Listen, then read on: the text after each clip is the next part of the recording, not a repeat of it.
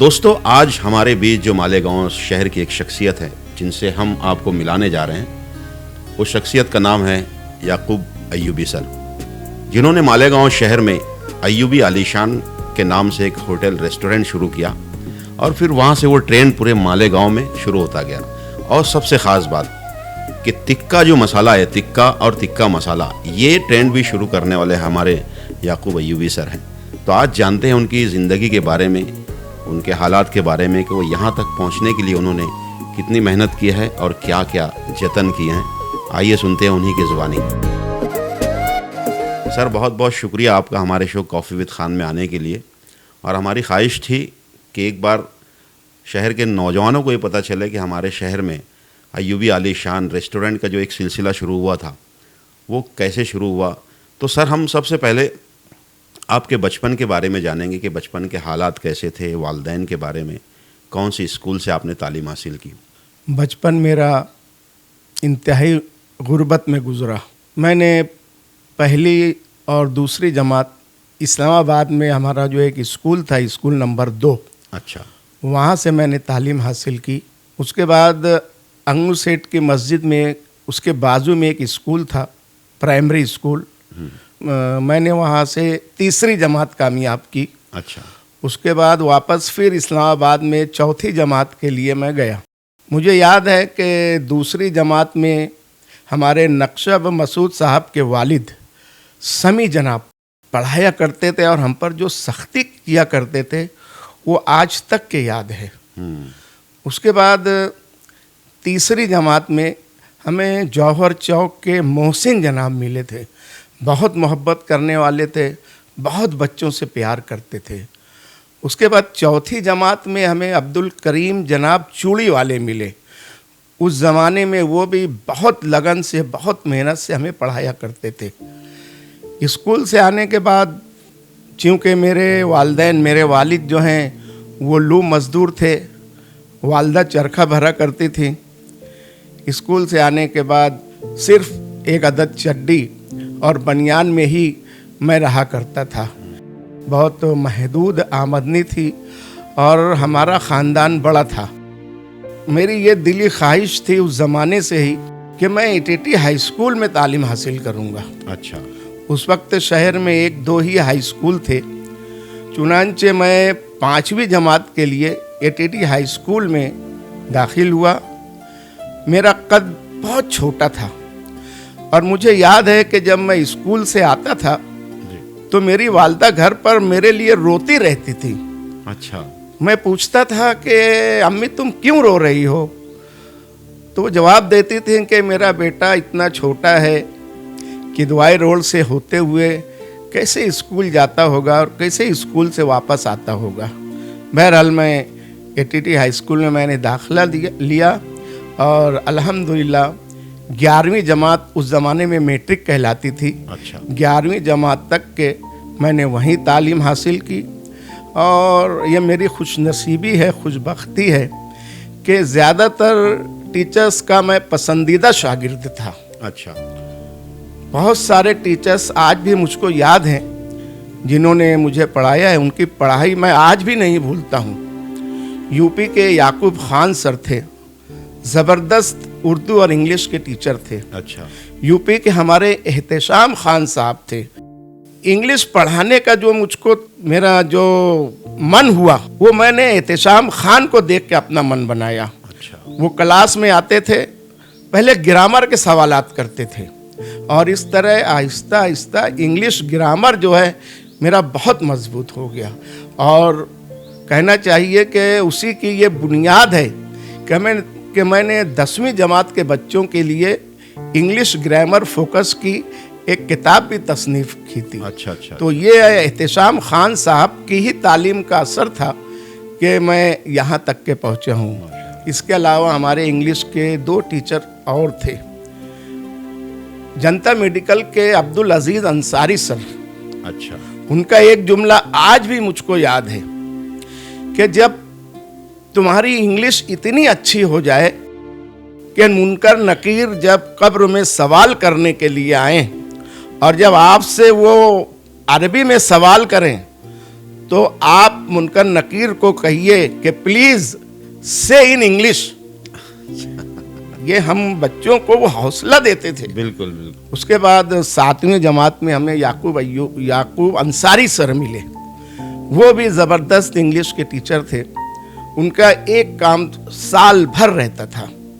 आते साथ क्लास में जब वो दाखिल होते थे तो पहले 5 वर्ब पूछते थे, उसकी 3 शक्लें बताओ, उसके मानी बताओ।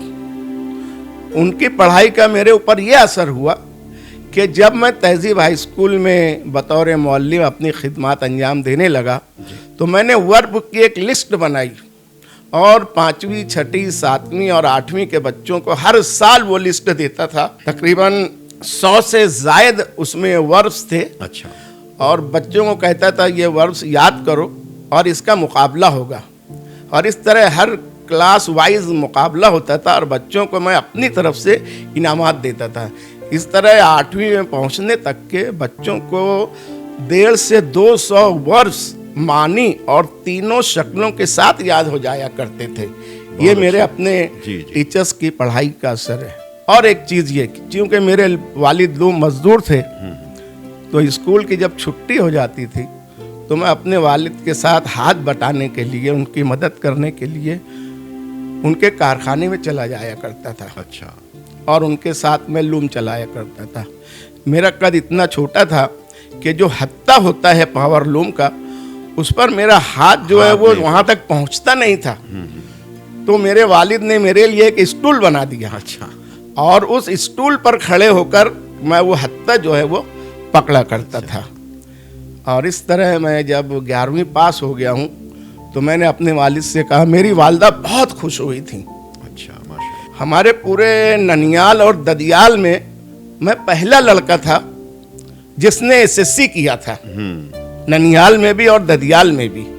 उस वक्त तक के कोई एसएससी नहीं किया था। तो मेरी वालदा बहुत खुश हुई। मेरे मामू अब्दुल बारी खलीकी, मेरे मामू खुर्शीद मास्टर खलीकी, ये लोग भी बहुत ज़्यादा खुश हुए थे कि हमारा भांजा जो है वो एसएससी कामयाब हो गया है।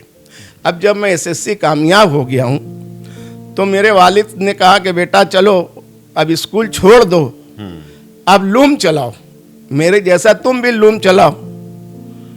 मैंने कहा कि अब्बू मैं आगे पढ़ना चाहता हूँ। बोले बेटा देख तेरे इतने भाई बहन हैं, तनख्वाह इतनी आती है, मजदूरी इतनी आती है, कैसे इसमें होगा। तो मैंने कहा कि देखो अब्बू, मैं लूम भी चलाऊंगा और कॉलेज भी पढ़ूंगा।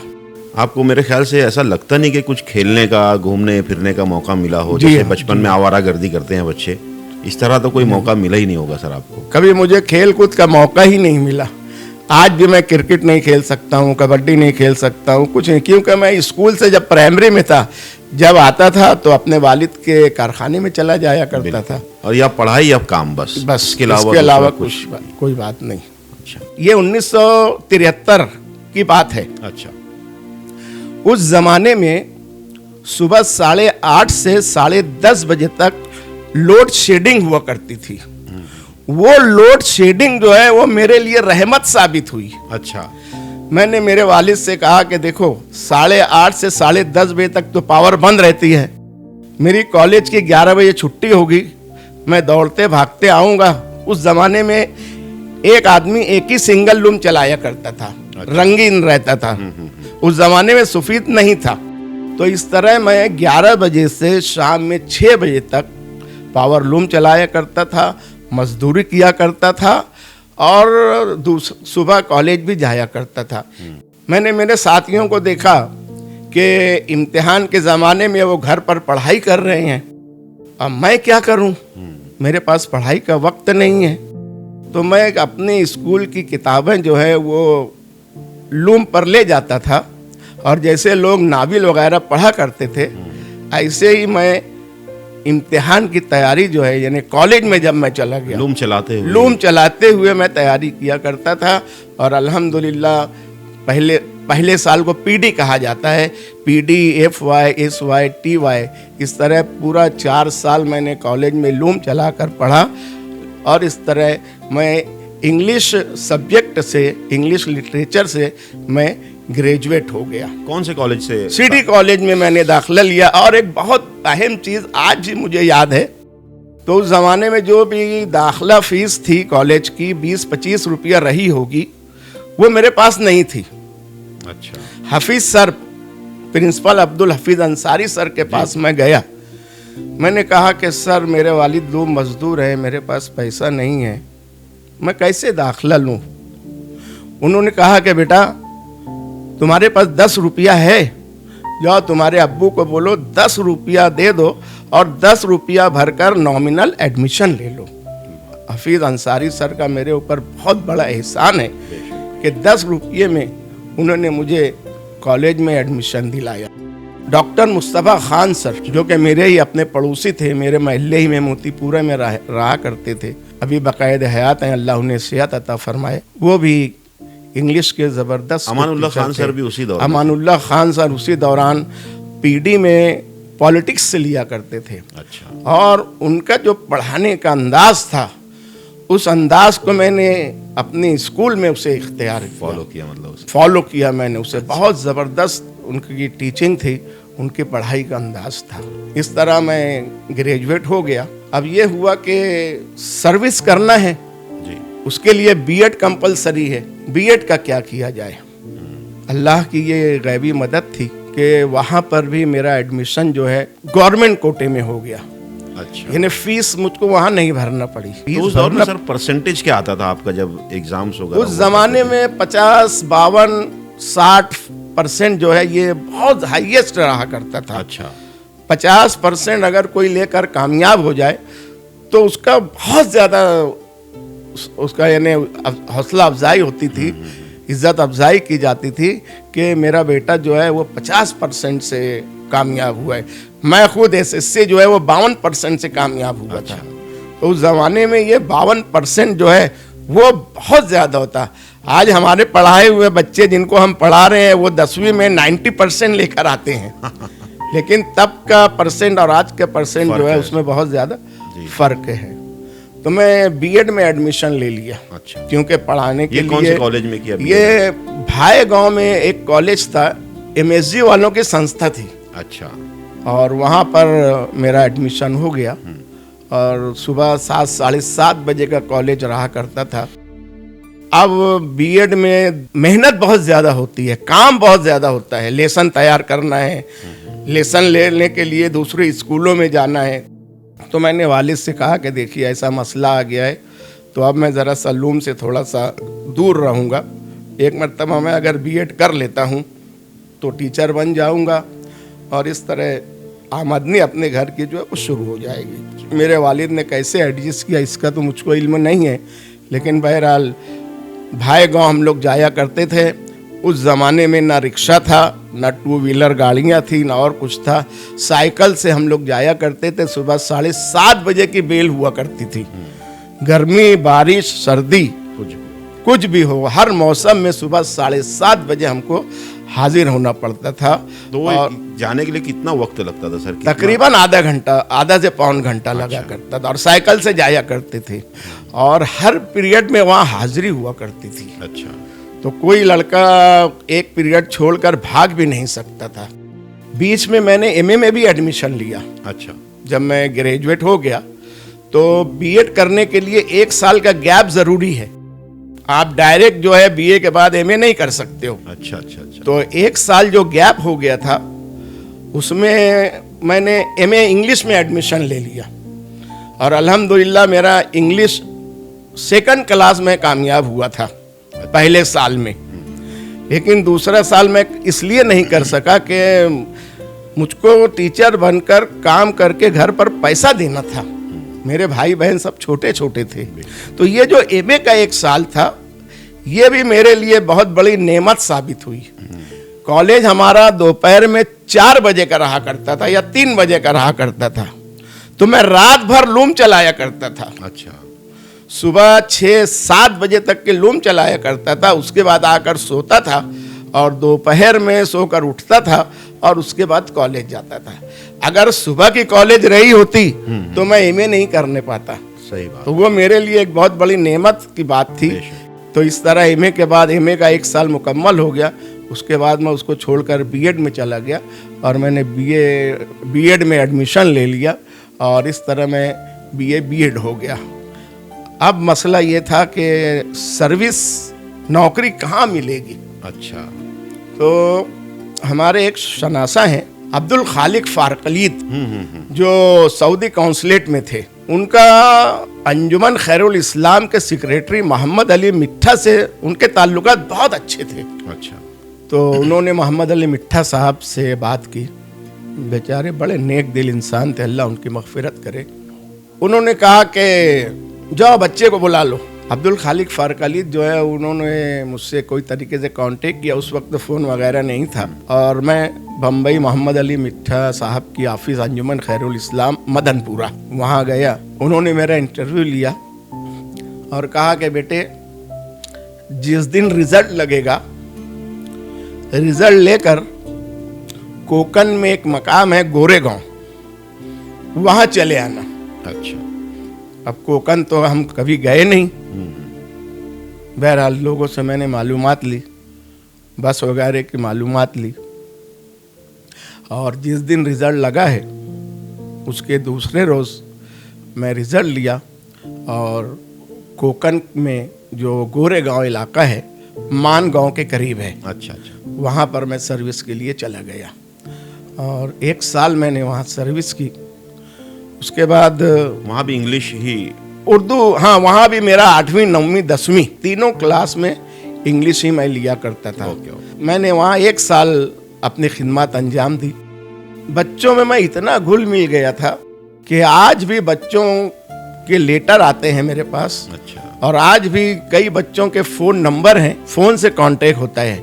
अभी 4-6 महीना पहले धुलिया में इज्तिमा था। अच्छा। उसमें मेरा एक स्टूडेंट जो कि अब नाती पोते वाला हो गया था, वो मेरा घर पूछते पूछते आया। अच्छा। कि यहाँ अय्यूबी आलीशान वाले याकूब अय्यूबी सर कहाँ रहते हैं, मेरे घर पर आया। मैंने कहा कि तुम यहाँ कैसे आ गए हो? बोले सर आपने हमको 1 ही साल पढ़ाया, लगता है कि हमारा जन्म जन्म का रिश्ता था। आज हम लोग बूढ़े हो रहे हैं लेकिन आपकी पढ़ाई जो है वो आज तक हम लोग भूले नहीं हैं। इस पर मैंने अल्लाह का शुक्र अदा किया। इसी तरह एक मर्तबा मैं 99 में हज पर गया था। मेरा एक स्टूडेंट, तहजीब हाई स्कूल का एक स्टूडेंट जो रियाज में काम किया करता था, वो मालूमात लेकर हज पर मुझसे मिलने के लिए आया। मोहम्मद उबैद इकबाल अहमद। अच्छा। आज वो कंप्यूटर की दुनिया का बेताज बादशाह है। उसने कहा कि सर मैं सिर्फ आपसे मुलाकात के लिए हज का प्रोग्राम बनाया हूँ और आपसे मुलाकात के लिए मैं रियाज से मक्का आया हूँ। बहुत लंबा है वो, बहुत काफ़ी। मैंने उससे पूछा कि बेटे उबैद, मेरे में क्या सुरखाब के पर लगे हैं कि तुम मेरे लिए हज का प्रोग्राम बनाए हो? तो उसने ये कहा कि सर आपने मेरी ज़िंदगी बदल दी पढ़ाई के ज़रिए, और जब मैंने तालीम हासिल की तो मैंने मेरे घर वालों को, अपने छोटे भाइयों को, बहनों को भी तालीम दिलाई। मेरा कोई बेटा भाई जो है वो एमआर है, मेरा एक भाई जो है वो डॉक्टर है। इस तरह मेरे घर के तमाम बच्चे जो है वो तालीम याफ्ता हो गए, सिर्फ एक मेरी वजह से, और मुझे आपने तालीम दी। मैं उसको तकरीर में लिया करता था। उसकी इंतहा ये है कि निहाल साहब का जब फतेह मैदान का जलसा हुआ करता था, वो बच्चा निहाल अहमद के स्टेज से तकरीर किया करता था। अच्छा। तो क्योंकि वो तकरीरी मुकाबलों में जाता था, उसको हौसला मिल गया था, तहरीक मिल गई थी, और इस तरह वहाँ स्टेज पर हजारों का उस जमाने में मजमा हुआ करता था। कहते थे कि वो कब्रिस्तान तक के लोग बैठे हुए हैं। बिल्कुल। इतनी निहाल साहब के जलसे में भीड़ हुआ करती थी। हमारे इम्तियाज खलील साहब, आज उनका तूती बोलता है। बिल्कुल बिल्कुल। मैंने एक मर्तबा एक ड्रामे की तैयारी की, जामुन का पेड़, कृष्ण चंद्र का लिखा हुआ। जी जी जी। उसमें मैंने मेन किरदार इम्तियाज खलील को दिया था। ज़बरदस्त उन्होंने अदाकारी की थी, और एक मर्तबा एक प्रोग्राम में उन्होंने इसका इजहार भी किया कि मैं आज जैसा भी हूँ, जो कुछ भी बोलता हूँ, ये याकूब अय्यूबी सर की देन है। तब भी मैंने अल्लाह का शुक्र अदा किया कि अल्लाह ने मुझसे काम ले लिया। इतने साल की 32 साल में आपने तहजीब हाई स्कूल में पढ़ाया सर। जी। वो दौर के जो टीचर्स थे और आज के दौर के टीचर्स में क्या फ़र्क महसूस करते हैं आप? हमारे आज के टीचर्स जो है वो मेहनत नहीं करते हैं, मुतालिया नहीं करते हैं। आप कभी मेरे घर पर आओगे तो मैं आपको मेरी लाइब्रेरी बताऊंगा। कम से कम 400 से 500 किताबें मेरे पास हैं। क्या पढ़ा रहे हैं हम? आज हम कृष्णचंद्र का अफसाना पढ़ा रहे हैं, तो उनके और दूसरे कौन से अफसाने हैं वो अफसानी किताबें में लेकर जाता था। मुंशी प्रेमचंद का आज हम कोई एक सबक पढ़ा रहे हैं, ईदगाह पढ़ा रहे हैं, तो और मुंशी प्रेमचंद के और कौन से अफसाने हैं मैं क्लास में ले जाकर बच्चों को बताया करता था। तो बच्चों को इससे हौसला मिलता है और तजस्सुस पैदा होता है कि ये किताब जो है वो हमको पढ़ना चाहिए। हमारे अपने आज के टीचर्स जो है वो मुतालिया नहीं करते हैं, मुतालिया की उनमें बहुत कमी है। मेरे पास छोटा मोबाइल है, मैं बड़ा मोबाइल इसलिए नहीं रखता हूँ कि जो फाजिल औकात रहेंगे उसमें मैं जो है वो सिर्फ सब देखते रहूँगे जो मैसेजेस आते हैं।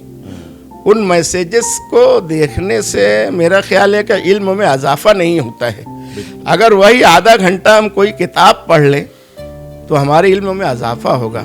मैं रोज़ाना कम से कम 1.5 घंटा अखबार का मुतालिया करता हूँ आज भी।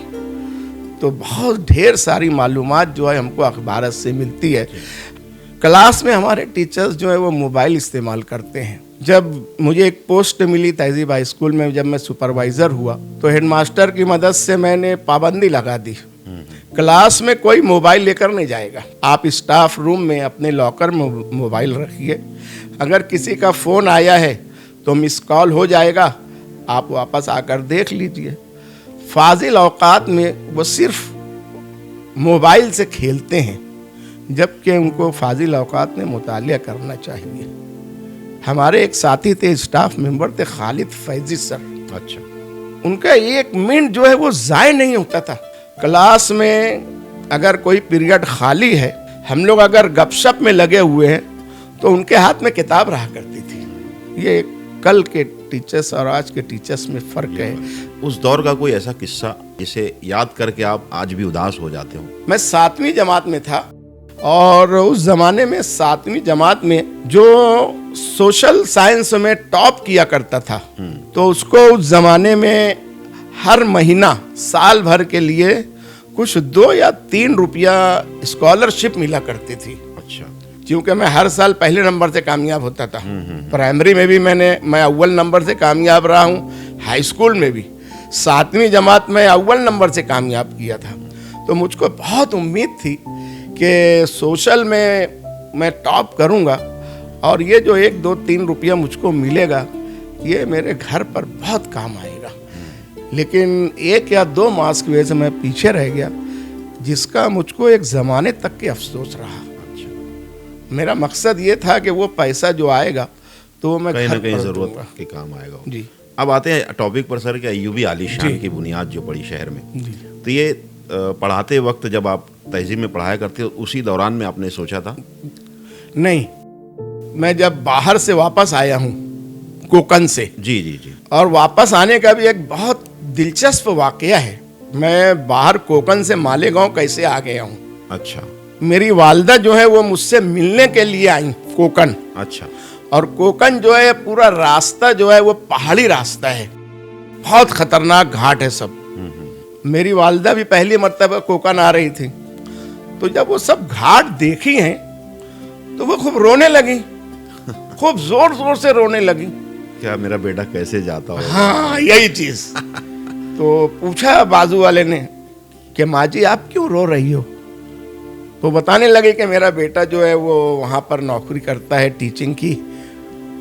ये घाट देखकर मुझे रोना आ रहा है कि अगर गाड़ी पलट गई किसी रोज तो उसकी तो लाश भी मुझे नहीं मिलेगी। बस ये सोच सोच कर मैं रो रही हूँ। तो बहरहाल वो वालदा मेरी आई मेरे पास, और जब वो वापस मालेगांव आई हैं तो वो पहले तहजीब हाई स्कूल के उस ज़माने में चेयरमैन कामिल अंसारी साहब थे। अच्छा। उनके पास गई और मेरी वालदा ने कहा कि तुम कुछ भी करो, मेरे बेटे को तहजीब में लगाओ। मैं हालत देख कर आई हूँ, अगर किसी दिन एक्सीडेंट हो गया तो लाश भी नहीं मिलेगी। तो अल्लाह ताला ने शायद उनके दिल में बात डाल दी, हमदर्दी पैदा हुई और दिवाली के बाद जो है मुझको तहजीब हाई स्कूल में बुला लिया गया। अच्छा। तो अगर मेरी वालदा वहाँ पर नहीं गई होती तो मैं वहीं पर रिटायर होकर वापस आया होता। बराबर। ये मेरी वालदा का एहसान है मुझ पर। सही है। अल्लाह उनकी मग़फ़िरत करे आमीन। कि कि वो वहाँ पर गई हैं, हालात देखी हैं और अगर उन्होंने एक तरीके से मेरी सिफारिश की है और मैं यहाँ तहजीब हाई स्कूल में आ गया हूँ। अय्यूबी आलीशान जी, का जो जी। बुनियाद कैसे पड़ी सर? जब मैं यहाँ मालेगांव आ गया हूँ जी 1980-81 में आया था मैं। 1977 से 77 से हम लोग मुल्ला डेयरी में पुलाव बना के बेचा करते थे। हाँ हाँ। अच्छा। अय्यूबी ज़ाफ़रानी पुलाव बहुत मशहूर था। जी जी जी। आज अल्हम्दुलिल्लाह 45 साल से चल रहा है। 45 साल हो गए हैं। बेशक, बिल्कुल। तो मैंने सोचा कि हाँ, पुलाव तो हमारा इतना अच्छा चलता है, अगर कोई खानावल होटल खोल लें तो हमारी आमदनी बढ़ जाएगी और ये घर पे जो हम मेरे छोटे भाई बहन हैं, आसानी से ये लोग तालीम भी हासिल कर लेंगे, घर के अखराजात जो हैं वो भी पूरे हो जाएंगे। तो इस तरह एक दुकान की तलाश में मैं था और इत्तेफाक ऐसा हुआ कि घर के ही सामने अंगू सेठ की मस्जिद के बाजू का जो शॉपिंग है उसका नीलाम हो रहा था। नीलाम में मैं बढ़कर बोला हूँ और वो शॉपिंग जो है वो हमको मिल गया।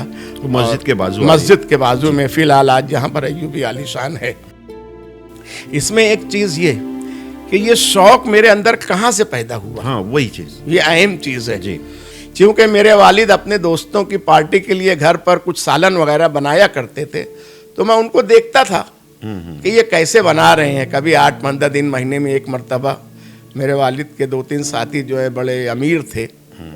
अब जब हम लोग 3 साथी गोरे गांव में थे, मालेगांव के, तो खाना पकाना मेरे ही जिम्मे था। अच्छा। तीनों हम लोग साथियों का खाना मैं ही बनाता था, यहाँ तक कि रोटी भी मैं बनाया करता था। अच्छा। और रोटी जो है जापान और अमेरिका का नक्शा नहीं बनता था, गोल बनती थी। बिल्कुल गोल रोटी बनती थी। शुरू में बन जाया, शुरू में नक्शा बनता था, जी, जी। लेकिन धीरे धीरे प्रैक्टिस मेक्स मैन परफेक्ट। जी। तो इस तरह जो है वो गोल रोटी बनने लगी। तो वहाँ से मुझको एक तरीके की ट्रेनिंग मिली कि खाना कैसे बनाना चाहिए।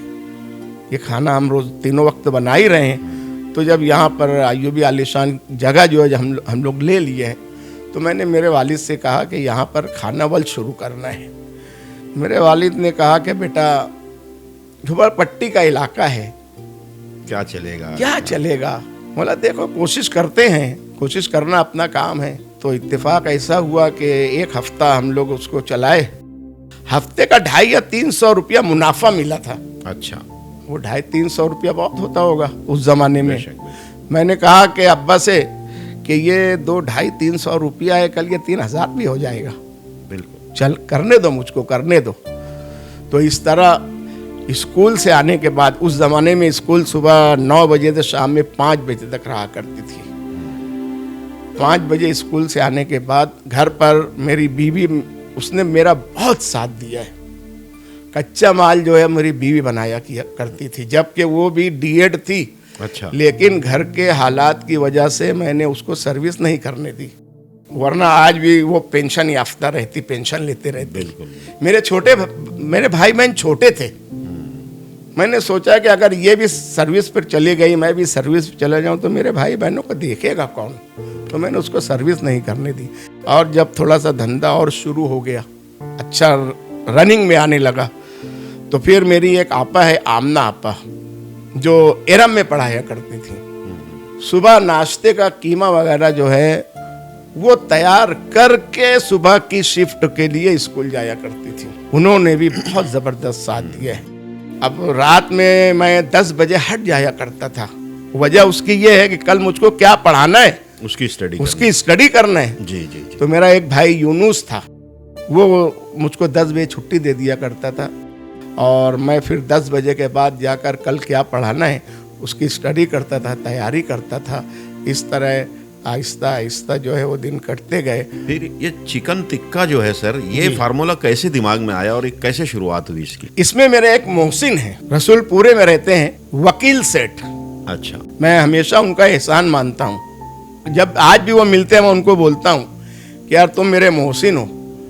कारोबार से उन्होंने लगा दिया ना हमको। हाँ, बेशक। और पूरे गांव में वो कारोबार फेमस हो गया।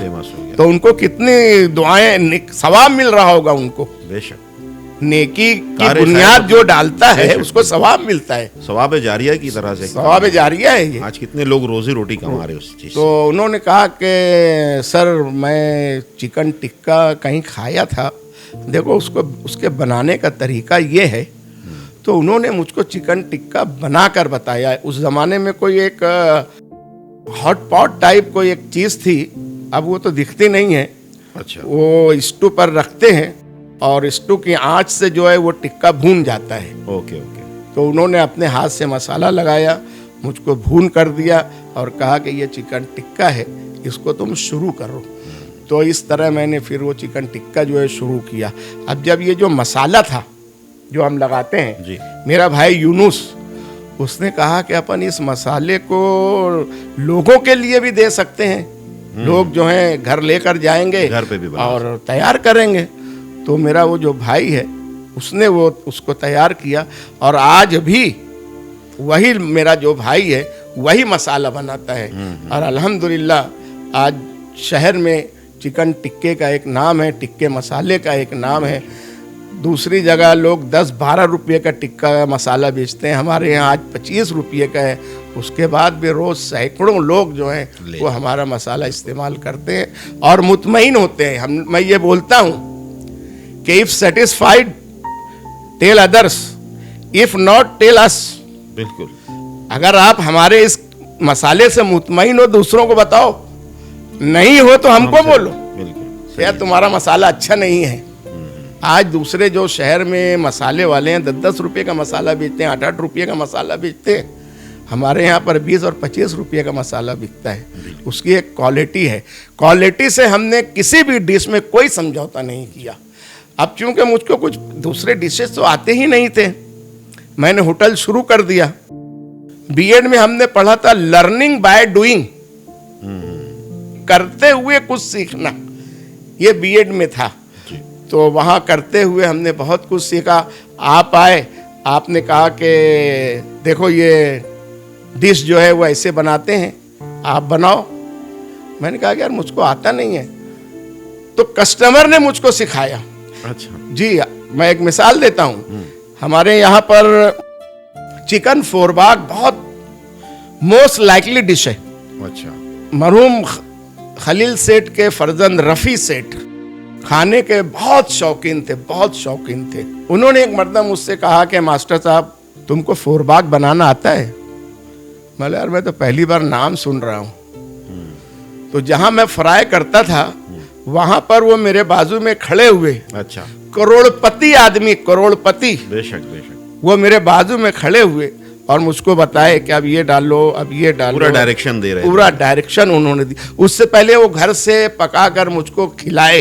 अच्छा, देखो ये चिकन फोरबाग ऐसा होता है। और उसके बाद वहाँ बाजू में खड़े रहकर उन्होंने पूरी डायरेक्शन दी और मुझसे तैयार करवाया। इस तरह बहुत सारे लोगों ने जो है वो मुझको डिशेस बताई, मैंने उसको लिया और इस तरह जो है वो कारोबार जो है वो चलता बड़ी रहा। इमारत जो बनी थी सर, जी, अय्यूबी आलीशान की मस्जिद, अय्यूबी डिलक्स, अय्यूबी डिलक्स, तो ये कब उसकी हमारे पास हिंदू कस्टमर बहुत हो गए थे। अच्छा। अब क्योंकि वहाँ बीफ रहता था तो उनको भी थोड़ा अच्छा नहीं लगता था और हम लोग खुद भी सोचते थे कि ये बीफ है, बेचारे चिकन वाले आए हैं, वही फ्राई पैन में कैसे बना कर देंगे। तो मैंने उनके लिए वो होटल बनाई।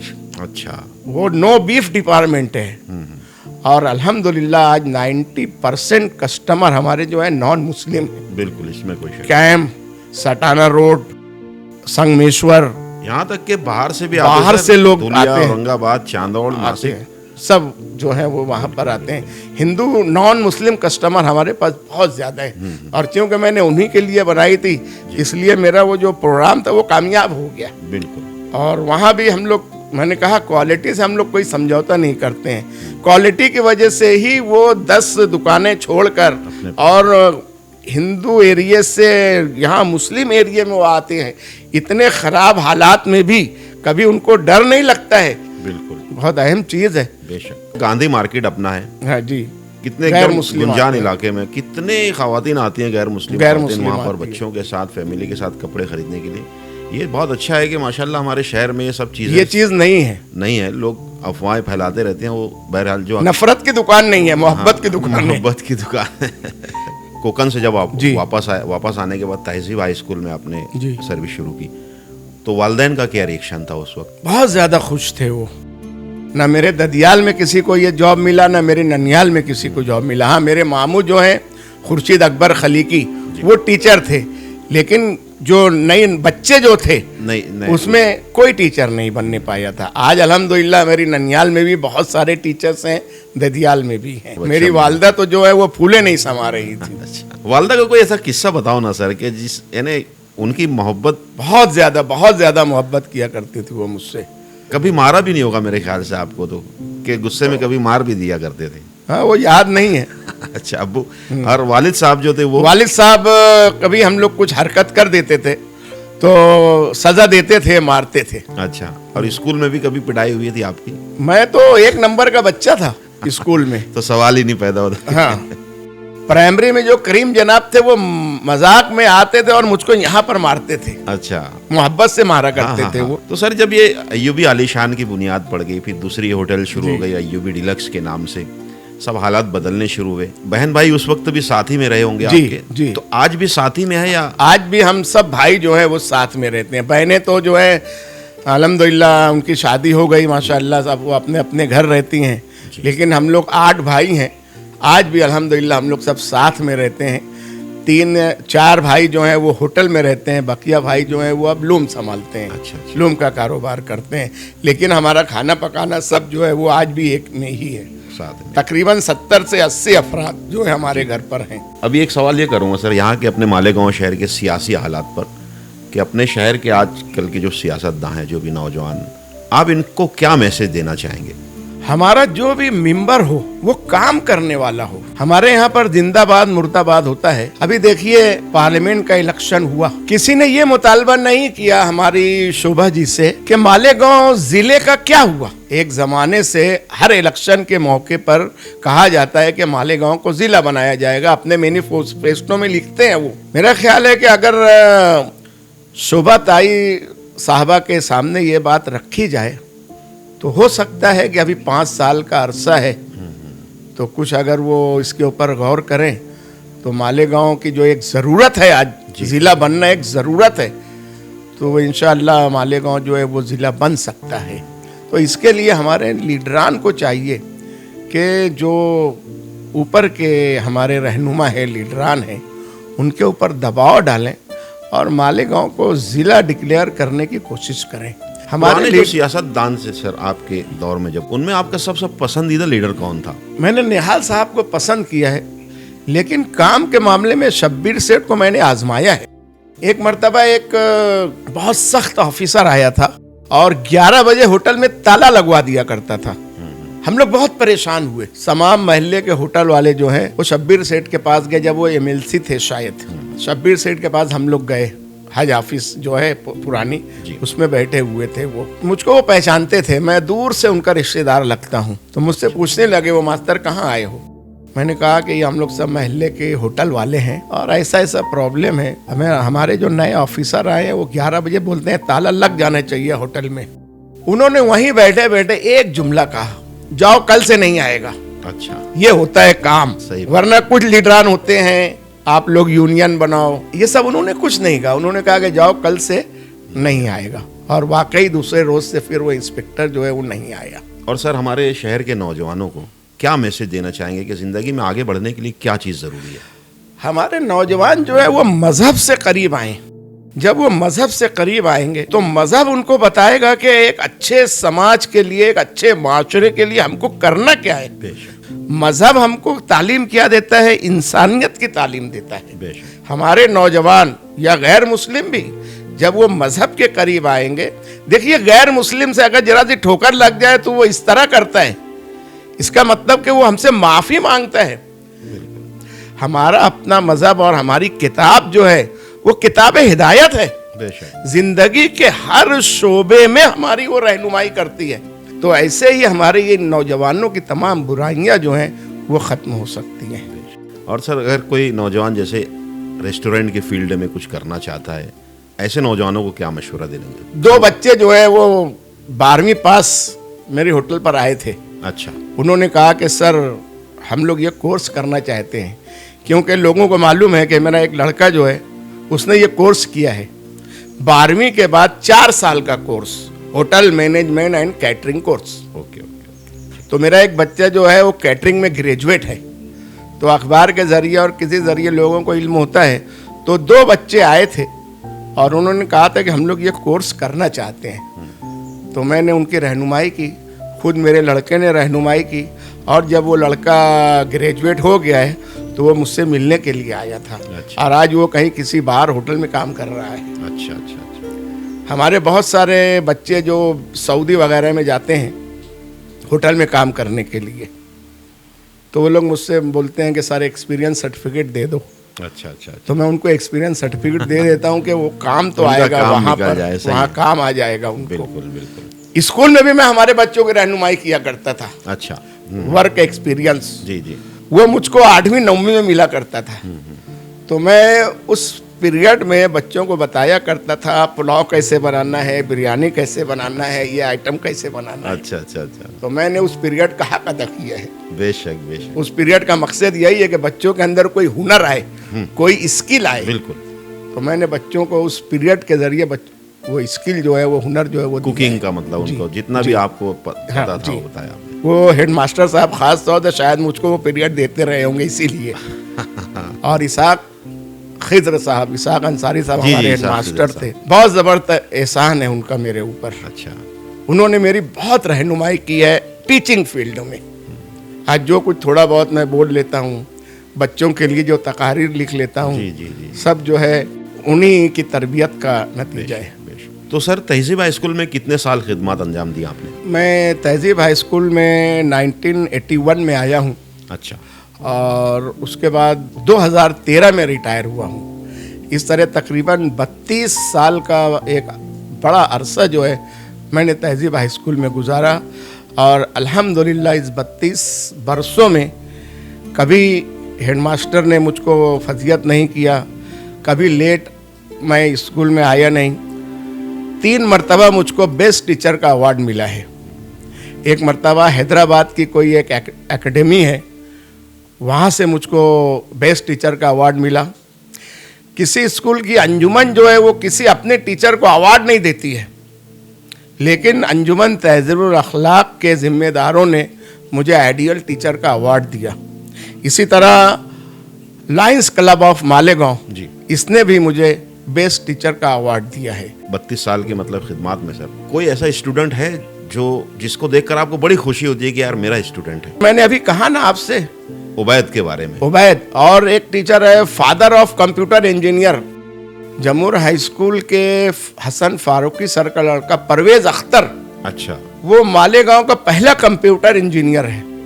जब मैं उसे देखता हूं तो मुझे बहुत खुशी होती है। वो भी तकरीरी मुकाबले में शामिल रहा करता था। अच्छा अच्छा। तो मुझको एक एहसास होता है, फिर अच्छा एहसास होता है कि इस बच्चे को मैंने आगे बढ़ाया है। बेशक, और अपने पेशे का हक अदा किया। मैंने अपने पेशे का हक अदा किया। फिर मैं इस पर अल्लाह का शुक्र अदा करता हूँ कि चलो मेरी मेहनत जो है वो ठिकाने लगी, काम आ रही है। तो ऐसे बहुत सारे बच्चे हैं। आपका जो खानवादा है, आपका पूरा फैमिली जो है, खानदान अय्यूबी सरनेम से जाना जाता है, तो ये अय्यूबी नाम कैसे पड़ा था? मेरे वालिद का नाम मोहम्मद अय्यूब है। अच्छा। ओके। एसएससी में सरनेम लगाना पड़ता है। ओके। तो जब मैं एसएससी में गया तो ये बात आई कि तुम्हारा कुछ सरनेम चाहिए इसमें लगाने के लिए। तो पूछा गया कि तुम्हारे वालिद का नाम मोहम्मद अय्यूब है, तो ऐसा करो अय्यूबी सरनेम लगा दो। तो तब से जो है वो हम लोग अय्यूबी सरनेम लगाने लगे हैं। काफी सुनने में भी बड़ा अच्छा लगता है। अच्छा लगता है। बल्कि एक नजूमी ने कहा था कि सर आपका अय्यूबी जो है ना, क्या बोलते हैं उन लोगों की ज़बान में जो खुश नसीब होता है और भाग्यशाली है मतलब। हाँ भाग्यशाली, बोले आपका ये नाम जो है ना बड़ा भाग्यशाली है बोले। अच्छा। वो बताने लगा, मैं बोला आज इतनी अच्छी दुकान चलने लगी है तो आप ऐसा बोल रहे हो। उस वक्त तो बोलना था जब 500 किराया था और कारोबार नहीं था। नहीं था। उस जमाने में जब मैं होटल लिया तो था। इतनी डिशें बनाते हैं सर आप जी। अब तक के कितनी डिशेस बना लेते हो आप? 30, 35, 40 डिशेज बन जाती है। हमारे पास मेनू है, अच्छा, उसमें ये सारी अपनी खुद की इजाद है क्या जी सर? जी जी खुद का क्रिएशन? जी, सब खुद से ही। हम, मैंने कहा ना लर्निंग बाय डूइंग, जी। सब हमने खुद से किया है। और इसमें मेरा एक भाई यूनुस जो है, और बाद में फिर एक मेरा दूसरा भाई मुर्तुजा अय्यूबी आया, अच्छा, उसने भी इसमें बहुत मेहनत की। आलीशान का भी। जी। हाँ, अब देखिए मैं पूछने ही जा रहा था। जब मैंने होटल शुरू किया तो चूंकि अपन पढ़े लिखे थे, मैंने सोचा कि क्या खाना वाल रखा जाए, क्या भटियार खाना रखा जाए, पर पढ़े लिखे हैं उसका कुछ ना कुछ तो फायदा मिलना चाहिए अपने को। सही है। तो होटल जो है मेरी, मैंने नीचे खूब अच्छा वो सब फर्श वगैरह का वो किया था, क्या बोलते हैं पहले जो बिछाते थे फर्श पर, कारपेट वगैरह? कारपेट। जी। मैंने कारपेट बिछाया, और उस वक्त टेबल कुर्सी नहीं था, पैसा ही नहीं था टेबल कुर्सी लाने के लिए। मैंने जब दुकान शुरू किया है तो घर पे जो प्लेट सजी हुई थी वो लाया था मैं। अच्छा अच्छा। मैं हमारे नौजवानों से कहना चाहता हूँ जी जी। कि देखिए मेहनत कीजिए आप लोग, बेशक। मेहनत के बगैर जो है वो कुछ हासिल नहीं होगा। पैसा इतना नहीं था कि मैं नई प्लेट लाता, तो वो जो घर पे प्लेट रखी हुई थी उसी को मैं यहाँ देता था। तो मैंने वो कारपेट बिछाया और दस्तरखान बिछा दिया था, तो बड़ा अच्छा लगता था, ने आलीशान लगता था वो। तो मैंने सोचा कि चलो इसका नाम जो है ना आलीशान रख दिया जाए, और इस तरह मैंने अय्यूबी आलीशान रखा, और अल्हम्दुलिल्लाह इतना फेमस हुआ तेजी से कि आज गली गली में आलीशान है। बेशक, बिल्कुल। डॉक्टर इफ्तिखार साहब एक प्रोग्राम में आए थे, उन्होंने कहा कि एक आदमी मुझसे पूछने लगा कि डॉक्टर साहब मैं एक आलीशान खोलना चाहता हूँ। अच्छा। डॉक्टर साहब ने कहा कि मैंने उससे पूछा यार ये आलीशान क्या है? आलीशान बोले यानी खाने की होटल। अच्छा। तो आज ये तस्वुर हो गया है आलीशान का कि खाने की होटल है। तो ये अल्हम्दुलिल्लाह अल्लाह का शुक्र है और आज मैंने शहर इस में नाम को मतलब शुरू किया। ज्यादातर होटल के नाम आलीशान ही गली गली में आज आलीशान खुल गया है, यहाँ तक के शहर के बाहर धुलिये में भी आलीशान है। बिल्कुल। तो वो नाम अच्छा पुरकशिश है, जी जी, उसमें जाज़बियत है, इसलिए लोग जो है वो नाम रख रहे हैं। बिल्कुल बिल्कुल। यानी आलीशान की स्टोरी भी आज हमको पता चल गई कि आलीशान कैसे पड़ गया। सुबह से लेकर शाम तक स्कूल, जी, फिर उसके बाद वापस होटल, जी, यहाँ फिर मेहनत करना, यहाँ 12 बजे तक 1 बजे तक की यहाँ मेहनत, फिर सुबह स्कूल। जी। तो कभी ऐसा नहीं लगा आपको कि यार इसमें से कोई एक काम को आप किनारे करते हैं, एक ही काम पर फोकस करते हैं? देखिए पकाना जो है वो मेरा एक शौक था जी। और टीचिंग भी जो है वो ऐसा समझिए कि बाय बर्थ था वो। अच्छा। मैंने कभी टीचिंग से लापरवाही गफलत नहीं बरती, वो भी मेरा एक शौक था। मैं बचपन से सोचता था कि मैं टीचर बनूंगा बड़े होकर। तो जब मुझे वो टीचिंग का जॉब मिल गया तो मैं क्यों उसे छोड़ूं। बिल्कुल। तो इस तरह मैं उसको भी लेकर चलता रहा, और ये जो मेरा शौक ये था पकाने का, कुकिंग का, इसको भी मैं लेकर चलता रहा। एक मर्तबा ऐसा हुआ कि मेरे ऊपर बहुत लोड पड़ गया था। तो हमारे एक सरपरस्त हैं अब्दुल्ला से डबल ताज रेशम वाले। अच्छा।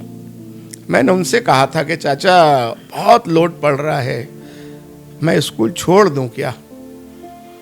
तो उन्होंने कहा था कि बेटा आई रोजी को लात नहीं मारते, ये जो तुम्हारी सर्विस है इसको छोड़ना मत। तो उन्होंने बहुत अच्छा मशवरा दिया था, वरना अगर मैं छोड़ दिया होता तो फिर कुछ और बात रही होती। तो सर जैसे अभी ठीक है, अब इतने साल हो गए, 32 साल आपने जी पढ़ा भी लिया, और करीब 32-33 साल से होटल के भी मामले, तो अब आराम क्यों नहीं करते अब आप? दरख्त मैं लगाया हूँ तो ये हमेशा मुझको फिक्र रहती है कि दरख्त तो सूख ना जाए, इसलिए जैसे माली को अपने बाग से मोहब्बत होती है, जी जी जी, तड़प होती है, भी सुबह 8 बजे से 12:30 बजे तक रोजाना, और शाम में असर से मगरिब तक के ड्यूटी देता हूँ। अच्छा। अभी सुबह कब कब ड्यूटी रहती है आपकी? सुबह 8 से 12:30 बजे तक, जो स्कूल का टाइम है वो होटल में है। अच्छा। ये सोच के ही करते हो कि भाई स्कूल में हूँ, चलो स्कूल में हूँ। बल्कि कुछ टीचर्स आते हैं ना, क्या सर अभी छुट्टी नहीं हुई? मैं कहता हूँ कि आखिरी पीरियड चल रहा है। अच्छा। और उसके बाद फिर कितने बजे से? फिर असर से मगरिब तक। अच्छा। फिर उसके ये बाद डेली रूटीन है। फिर उसके बाद मगरिब से ईशा तक मैं रोजाना अखबार पढ़ता हूँ। ओके। डेली। जिस दिन अखबार ना मिले उस दिन मुझको चैन नहीं मिलता है, चैन नहीं पड़ता है। तो रोजाना मैं अखबार पढ़ता हूँ, जो इनकलाब है और दूसरे अखबार आते जी हैं जी जी। उसको जरूर पढ़ता हूँ मैं। तो कहीं ना कहीं आप मुतमईन तो है ना कि मैंने जो अल्हम्दुलिल्लाह, किया था। अल्हम्दुलिल्लाह। और मुझको ये एक बहुत सुकून, मेरे लिए सुकून की बात है कि मैंने अपने घर वालों के लिए बहुत कुछ किया। जी। यहाँ तक के हमारी 3 होटल है, जो भी आमदनी होती है, मेरी जो तनख्वाह है, उससे मैं अपने एक एक भाई को एक एक मकान बना के दे रहा हूँ माशाल्लाह। कि कल के कोई मेरा भाई ये ना इल्ज़ाम लगा दे कि हमारा बड़ा भाई तो सब अपने लिए ही करता रहा, हमारे लिए तो कुछ किया ही नहीं। आज अल्हम्दुलिल्लाह मैं एक एक भाई को एक एक मकान जो बना कर दे कितने रहा भाई हूँ। हैं सर टोटल? हम लोग 8 भाई हैं सर। अच्छा। और बहनें अपने? 5 बहनें हैं। और आपके बच्चे कितने हैं सर? मेरे 7 बच्चे हैं सर। 5 बेटे हैं, 2 बेटियां हैं। और अल्हम्दुलिल्लाह तमाम बच्चे जो है वो तालीम याफ्ता हैं। मेरा एक बड़ा लड़का जो है होटल मैनेजमेंट कैटरिंग का कोर्स किया है। उसके बाद का जो एक लड़का है BE केमिकल है, अच्छा। पूना में जॉब करता है, वहीं अपनी फैमिली के साथ रहता है। Okay okay. और उसके ऑफिस के लोग भी उससे बहुत मुतमईन है। अफ्रीका है, इधर है, उधर है, आए दिन जो है विजिट पर उसको भेजते रहते हैं। अच्छा। आए दिन भेजते रहते हैं। वो इंजीनियर है। एक लड़का जो है BE सिविल है, वो एक ठेकेदार के अंडर में यहाँ पर जॉब पर है कारपोरेशन में। अच्छा। और एक लड़का जो है वो भी BE है, लेकिन अभी वो मैं उसको होटल में अपने साथ रखा हूँ। ओके। तो सब बच्चे एजुकेटेड है। और एक अहम चीज़, मेरे घर में जितने बच्चे हैं मेरे भाइयों के, इन्हें जो भतीजी और भतीजे हैं, सब जो है ग्रेजुएट और पोस्ट ग्रेजुएट हैं। कल के ये ना हो वो इल्ज़ाम धर देवे कि मेरे बड़े अब्बू होटल चलाते थे, हम लोगों को होटल में रख दी, हमको तालीम नहीं दिलवाए। तो मेरे तमाम भतीजे और भतीजे जो हैं वो ग्रेजुएट और पोस्ट ग्रेजुएट हैं। और दूसरा सर पर्सनल एक सवाल पूछूंगा कि शादी आपकी पसंद से हुई थी या अरेंज मैरिज थी? ये अरेंज मैरिज थी। और वो भी मैं जब बड़ा हुआ तो मेरी वालदा ने कहा कि मैंने मेरे बेटे के लिए लड़की देख ली है। अच्छा। पहली बार मैंने सुना। अरे मैं बोला कहाँ देख लिया, मुझको बताओगे? तो बोले तुम्हारी जो मामू की लड़की है वो तुम्हारी बीवी बनने वाली है। बोले हम लोग भाई बहनों में बहुत पहले बात हो गई थी। अच्छा। तो मेरी जो बीवी है वो मेरे मामू की ही लड़की है। अल्लाह आप दोनों को हमेशा खुश आमीन, रखे, आमीन, लंबी उम्र दे। और मैं चाहूँगा कि आप हजारों साल जिए और नए बच्चों को कुछ ना कुछ गाइड करते रहें, जैसे कि स्कूल में क्या करते थे सर। सर हमने सुना है कि आपको एक बार आकाशवाणी रेडियो पर भी बुलाया गया था। कुछ ये शायद 1990 की बात होगी, ऐसा कुछ मेरा अंदाज है। हमारे यहाँ के जावेद अंसारी साहब से ताल्लुक़ था। जी जी जी जी। और जावेद अंसारी साहब को मैं 2-3 मरतबा तकरीर के लिए तैयार किया हूँ। तकरीर उनकी रहती थी और मैं उनको अंदाज बताया करता था। वो हमारे इसाक सर के भतीजे थे। तो वो स्कूल में आते थे, तो शायद उन्होंने ये हक अदा किया था उसका। अच्छा। तो उनके तवस्सुस से जलगांव रेडियो स्टेशन पर एक मरतबा, आकाशवाणी जलगांव रेडियो स्टेशन पर जाना हुआ था। और वहाँ पर तकरीबन 15 मिनट का मेरा प्रोग्राम था और उन्वान था आलीशान पकवान की चटपटी बातें। अच्छा। और उसमें ख़ास तौर से मैंने सुनने वालों को बताया था, क्योंकि एक बहुत बड़े पैमाने पर लोग प्रोग्राम सुनते हैं, देखते हैं। तो मैंने उसमें बताया था कि टिक्का जो है वो किस तरह तैयार किया जाता है, उसकी तरकीब जो है बनाने की जी। वो मैंने बताई थी। यहाँ मालेगांव में कई लोगों ने सुना और ख़ास तौर से JT नाइट के प्रिंसिपल मोहतरम अंसारी मोहम्मद इस्माइल सर ने भी वो प्रोग्राम सुना था और दूसरे दिन आकर उन्होंने मुझे मुबारकबाद भी दी थी। अच्छा। तो अभी सर वालदैन में दोनों हयात हैं अभी? वालदा का तो इंतकाल हो चुका है, 2007 में वालदा का इंतकाल हुआ था। अच्छा। अल्हम्दुलिल्लाह वालिद साहब जो है वो जिंदा है, 90 क्रॉस कर रहे हैं। अच्छा। लेकिन आज भी सेहतमंद हैं, अपने हाथ से खाना खाते हैं, अपने हाथ से वज़ू कर लेते हैं, अपने हाथ से गुस्ल कर लेते हैं। हम लोगों को उनका कोई भी टेंशन नहीं रहता है। ये अल्लाह का शुक्र है, अल्लाह का एहसान है। वरना इस उम्र में लड़के जो हैं माँ बाप से परेशान हो जाते हैं। बिल्कुल। लेकिन हमारे वालिद जो हैं आज भी अल्हम्दुलिल्लाह सेहतमंद हैं। कि सोसाइटी भी आपने कोई बनाई हुई है ना, जिसमें आप बेवाओं की, गरीब औरतों की मदद करती है वो सोसाइटी? जी हाँ, आपने सही सुना है। हंगनू सेठ की मस्जिद में एक इस्लाही एक बैतुल माल कमेटी है। अच्छा। जो कि हज़रत मौलाना मोहम्मद इदरीस अकील मिल्ली कासमी साहब की रहनुमाई में गुज़िश्ता 25 बरसों से जारी है। साल भर हम लोग उसके लिए चंदा करते हैं। रमज़ानुल मुबारक में बतौर ख़ास ज़कात का पैसा जमा करते हैं और तकरीबन साल भर में 7 से 8 लाख रुपया जमा होता है हर साल। हर साल। और ये पैसा जो है वो हम लोग जो गरीब इलाज के लिए पैसा नहीं होता है उन पर खर्च करते हैं।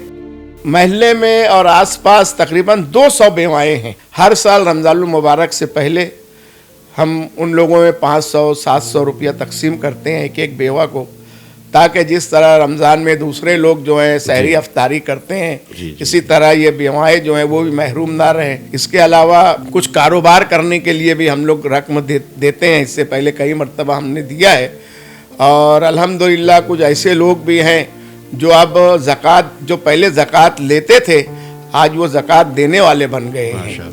इसी तरह अंगनू सेठ की मस्जिद में एक इस्लाही कमेटी भी चलती है।